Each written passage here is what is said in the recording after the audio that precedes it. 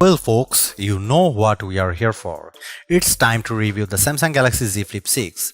It's the same phone as the Galaxy Z Flip 5 except there are colors around the cameras and it's more expensive. I jest, but that's not a totally inaccurate description of the Z Flip 6. This year's Flip is a very solid phone that's objectively good at everything it does, but it's also an incredibly lazy one that I struggle to wholeheartedly recommend. Confused by that juxtaposition? Let me explain. Let's start on a positive note. As far as Flip phone foldable build quality is concerned, I'm not sure it gets much better than the Flip 6. Samsung has been churning out folding phones for 5 years now. Now it shows. The Z Flip 6 is sturdy, well made and almost perfect in its design, save for one thing. I love that Flip 6's aluminum frame is now matte instead of glossy like it was on the Flip 5, but the flatter sides and sharper edges don't feel nearly as comfortable. I don't like the glossy frame on the Motorola Razr Plus 2024, for example, but I also find its rounded edges and frame much nicer to hold. The Flip 6 isn't annoying to hold, though I do hope the more rounded design comes back next year. The Z Flip 6 also has an exceptional hinge. It moves fluidly with no resistance or creakiness. It can be propped up at almost any angle and it easily snaps open and closes shut with one hand. The hinge also more durable than ever, featuring Samsung's new dual rail hinge design. The company says it has better shock distribution than past models, while the new folding edge mechanism offers better resistance to pressure and sharp objects. Combined with an IP48 rating that offers dust and water resistance, this is one of the most durable folding phones you will find. But it's not just the hinge that Samsung does so well, it also expertly executes the smaller details. All of the buttons are firm and clicky, the speaker is loud and sounds surprisingly full, the fingerprint sensor is lightning fast. There are smaller details that other flip phones sometimes have to sacrifice, but not here. As for colors, there are a lot. The normal color this year include yellow, mint, blue and grey. Yellow is my personal favorite too. I have grown quite fond of the blue color on my review unit. If you buy the Flip 6 from Samsung's website, you get 3 more options: peach, white and crafted black.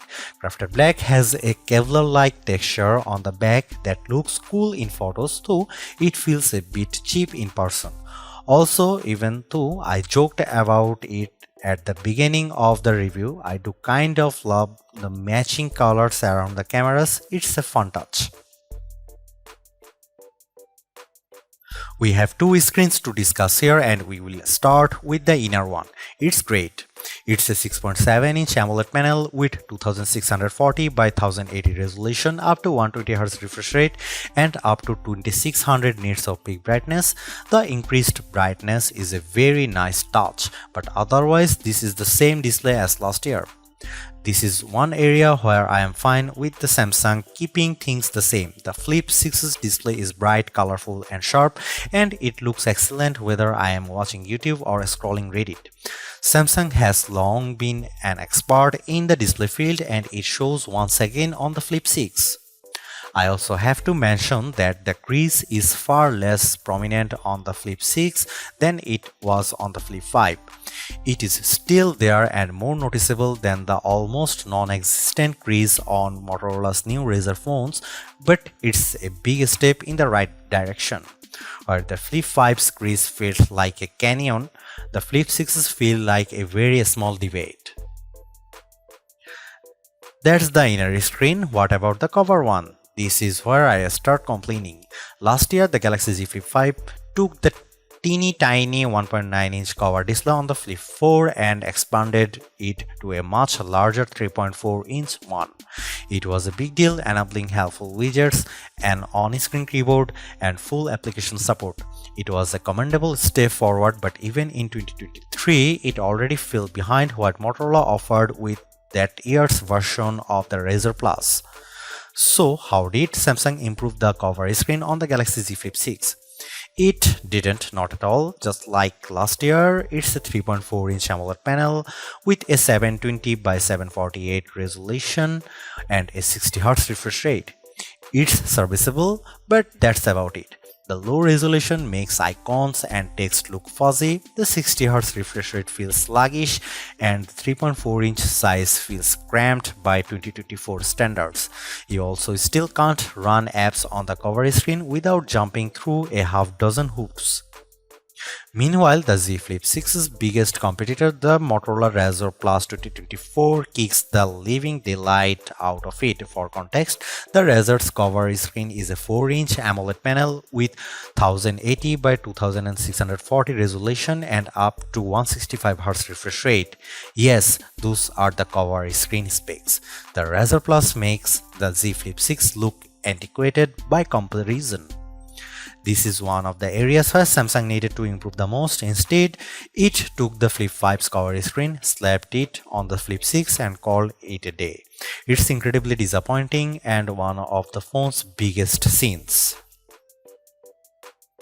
On a better note, the Galaxy Z Flip 6's camera are good. They aren't amazing, but the two main sensors are capable and reliable. If you want a phone that can consistently capture great images, you will be happy here. The star of the show is a 50MP primary camera, the same one you get on the Galaxy S24 and S24 Plus. It's joined by a 12MP ultra-wide camera with a 123-degree field of view plus a 10MP selfie camera at the top of the inner display. Overall, photos captured by Z Flip 6 look nice, images are sharp and detailed and often return bright, pleasing colors. The jump to a 50MP primary camera over the 12MP camera on the Z Flip 5 is particularly handy. Not only do a standard 1x photos look sharper, but digital zoom on the Flip 6 is also very usable. Samsung says 2x photos are optical quality zoom, and I tend to agree. Even jumping to 4x and 10x, I don't hate the results. It certainly doesn't make up for the lack of a dedicated telephoto camera, but it makes the camera system more versatile than last year. The 12MP ultra-wide camera is good too. There is some slight distortion at the edges, but the 123-degree field of view allows you to capture a lot more in the frame. Photos also have a decent amount of detail despite the lower 12MP resolution, and colors are very similar to photos taken with the main camera. Like previous Samsung phones, the Z Flip 6 still struggles a bit with moving subjects. It can also be a little much more with vibrant colors at times, particularly with bright blue skies. Similar to the Flip 5, the Flip 6 has a good camera system, if not a spectacular one. Here are some camera samples of the Galaxy Z Flip 6.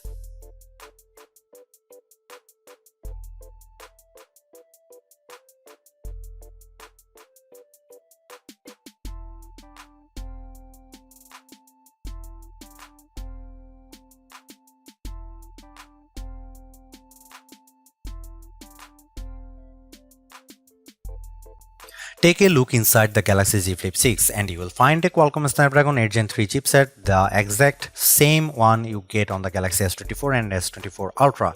It also comes equipped with 12GB of RAM and 256GB or 512GB of storage, a welcome increase from the 8GB of RAM on the Flip 5.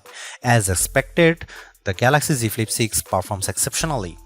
It is worth mentioning that the Z Flip 6 is the first Z Flip smartphone with a vapor chamber, specifically one that's 50% larger than the vapor chamber used in the Galaxy S23 Ultra. This is supposed to keep the Z Flip 6 much cooler when under pressure compared to past models, and it seems to work well. I have noticed the top part of the phone warm up once, and that was only after almost an hour of streaming a 4K YouTube video while also running other apps on the phone. Throughout normal use, the Flip 6 stays as cool as a cucumber. What about battery life? The 4000 mAh battery inside the Flip 6 is the largest one Samsung has ever put in a Z Flip, and while it is still a one-day smartphone like its predecessor, it's a more comfortable one-day phone with over 3.5 hours of screen time. I can easily start a day at 6 or 7 am and get to well past 11 pm with 25% battery remaining. Samsung certainly still has room to improve, but this is a step up compared to the Z Flip 5. Unfortunately, charging speeds haven't improved at all. Once again, you are stuck with a 25-watt wire charging, 15-watt wireless charging, and 4.5-watt reverse wireless charging. For a phone in 2024, let alone one that costs $1,100, Samsung should have done much better here. The Galaxy Z Flip 6 comes with Android 14 and it's paired with Samsung's One UI 6.1.1 interface. If you have used a Samsung phone in the last couple of years, you will be right at home. While Samsung's take on Android isn't my preferred interface, this latest version of One UI is incredibly smooth, polished, and feature-packed. While I don't like the cover screen's hardware, I do appreciate some of the updated software for it in this year. In addition to customizing the cover screen with full-size widgets for things like the weather, your calendar, and more, you can now have pages with multiple smaller widgets. For example, I have one page with 3 different Samsung Health widgets, and tapping each one shows more information about it. It's a small change, but I really like it. Speaking of AI, all of the Galaxy AI features introduced with the Galaxy S24 series are on the Galaxy Z Flip 6. This includes Circle to Search, the Interpreter app, Chat Assist, etc. These features all work on the Z Flip 6 just like they do on every other Samsung phone with Galaxy AI, though the Flip has a couple of exclusive editions. For one, interpreter mode can be used with the cover screen, showing your language on the main screen and the other person's language on the cover screen. If you are traveling in another country and trying to converse with someone in a different language, it's a bit easier than both of you huddling around one display. Further, if you are looking at a message on the cover screen, Chat Assist can analyze your conversation and offer suggested replies based on the context of messages. There is also a new sketch to image feature. As the name implies, you can sketch or draw on top of a photo you have taken, and Galaxy AI will turn it into something much more impressive. It's fine and technically works, but I can't personally see myself ever using it after this review. You can see a couple of examples above. I don't think Galaxy AI is the reason to buy a Samsung phone over a competitor, but it is nice to see Samsung finding more use cases for its AI tech, even if ones like sketch to images are downright silly. As for updates, the Galaxy Z Flip 6 is promised 7 years of software updates, including major Android OS upgrades and security patches.